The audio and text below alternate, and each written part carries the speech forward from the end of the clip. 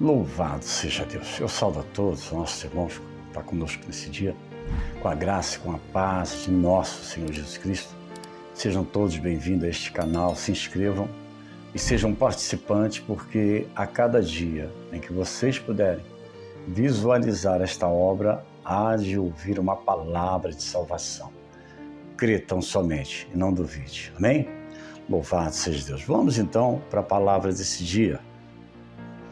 O livro de aos Hebreus, no capítulo de número 2, no verso 14, diz então: E visto como os filhos participam da carne e do sangue, também ele participou das mesmas coisas, para que pela morte aniquilasse o que tinha o império da morte, isto é, o diabo. Amém? E aniquilasse o que tinha o império da morte. Era muito fácil, então, sermos tragados quando, então, antes do sacrifício de Cristo, em função da autonomia, então, que o diabo tinha.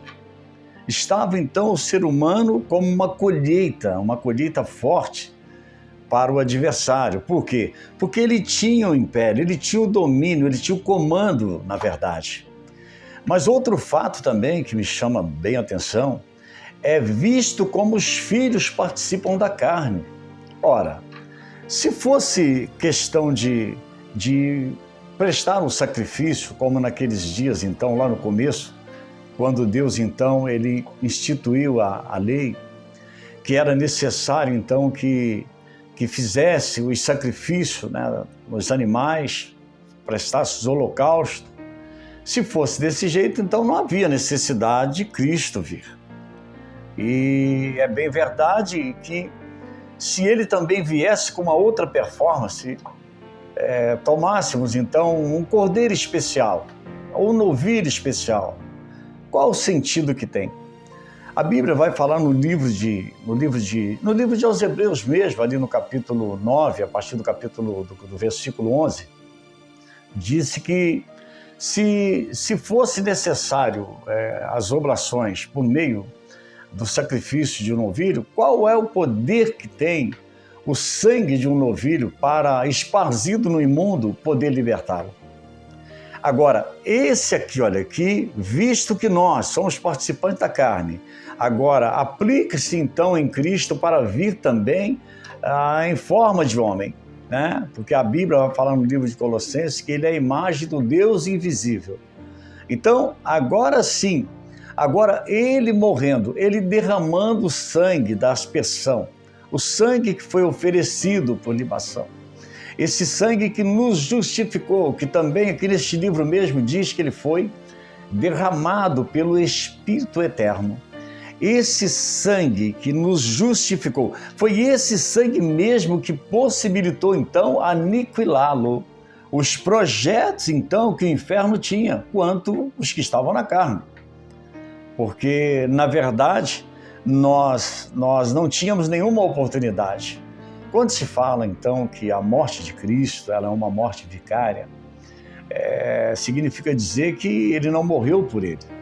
Ele veio para nos fazer este favor e que imerecidamente eu e você recebeu. Mas nós não tínhamos o direito, bem como ele não fez esse sacrifício por ele, mas ele fez por amor de nós. Foi a razão, então, de tornarmos, então, resgatados da morte para a vida. Nós éramos, na verdade, escravos, não é? Bem verdade, nós éramos escravos. Mas a morte de Cristo nos isentou da escravidão. Trouxe para nós, então, de fato, vida, porque nele, então, nós temos vida. Veja que no Evangelho de São João, diz que o Verbo se fez carne, né? Ou seja, Jesus se fez carne, porque foi necessário que os filhos participavam, então foi necessário que também Jesus viesse com a sua performance humana para desfazer. A primeira epístola de João, no capítulo de número 3, ele vai dizer que quem comete o pecado é do diabo. Nós temos que estar muito atento a isso, porque todas as vezes, então, que eu pratico algo que denomina pecado, eu estou fazendo a vontade daquele que Jesus já o venceu. Mas por quê? Eu me perdi, eu errei quando então pratiquei algo chamado pecado. Agora então eu passo a servir, eu passo a ser servo dele. Quem comete, João usa essa expressão, quem comete pecado, ele é servo do pecado, ele é servo do diabo. Foi para isso mesmo que então manifestou o Filho de Deus, sim, para desfazer as suas obras. Foi para isso, foi necessário, porque ele tinha então, como diz aqui no nosso texto, que ele tinha então o império da morte. Então foi para isso, lá João está dizendo que foi para isso que ele manifestou, para desfazer as obras do diabo. No livro de Apocalipse, logo no primeiro capítulo, no verso de número 18, ele diz que então, ele diz quando então João é arrebatado em espírito, então Jesus surge para ele e diz para ele não teimar, porque ele foi o que morreu, mas ressuscitou. Ele se autodenomina o primeiro e o último. E disse, olha João, eu fui morto, mas vivo, tá? Louvado seja Deus. Agora, eu tenho as chaves da morte e do inferno. Quando ele desceu às partes mais longínquas lá da terra, as partes mais baixas, quando ele desceu, que ele se apresentou àqueles que estavam lá em cativo. E lá mesmo ele já então chegou aos demônios, chegou diante dos demônios, chegou diante do inferno, chegou diante da morte e disse, para cá, me dê a chave. Então hoje nós que amamos a Jesus, nós que já o confessamos, sim, que temos seguido a doutrina de Cristo Jesus, saiba de uma coisa, de fato não morreremos, mas passaremos da morte para a vida. Porque na verdade ele não tomou os anjos, a Bíblia vai dizer que ele não tomou os anjos para tal, né? Mas ele tomou a descendência de Abraão, ou seja, em outras palavras, a descendência de Abraão é senão aquele que se manifestou na carne, é senão o verbo que se fez carne, é senão a palavra da vida, ou mesmo Cristo Jesus, o Senhor. Então aqui no livro de Gálatas, ele vai dizer então, porque o que eu disse agora foi que ele tomou a descendência de Abraão. Então vamos lá, nós vamos terminar a mensagem. Capítulo 3 de Gálatas, verso 16. Ora, as promessas foram feitas a Abraão e à sua posteridade.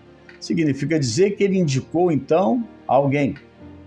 Se era que tinha que manifestar na carne, né, visto que os homens também, então tinha que vir da remanescência daquele que tinha promessa. Quem?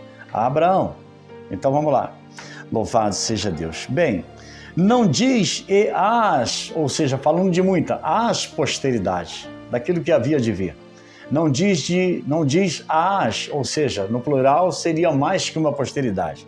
Aí ele confirma aqui, olha, mas como de uma só, e, aí ele confirma, e a tua posteridade que é Cristo Jesus.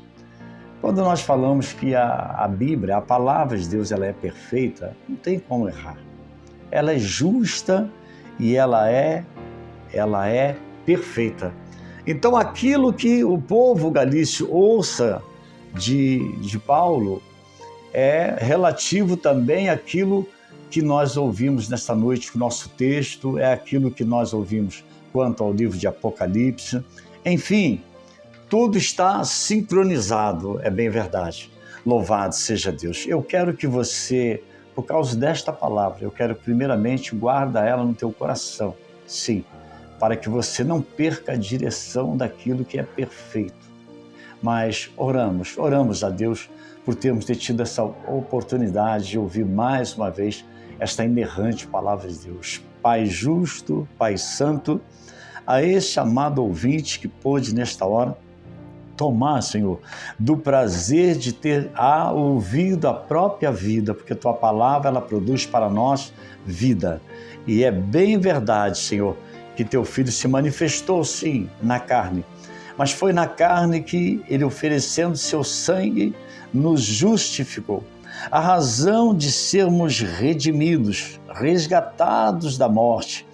O Senhor fala no livro de aos Efésios, logo no primeiro capítulo, diz que e nele temos a redenção. Sabemos, ó Pai, que não há outra forma de alcançarmos de fato a vida sem antes nos rendermos a Ti, porque foi o Senhor mesmo que pelo sacrifício na cruz trouxe para nós o direito da vida eterna, e isso para a glória do Teu nome. Nós te agradecemos em o nome de Jesus. Amém. Amém, querido? Louvado seja Deus. Deus os abençoe. Se Ele permitir, amanhã nos veremos outra vez. Amém? Tchau, tchau.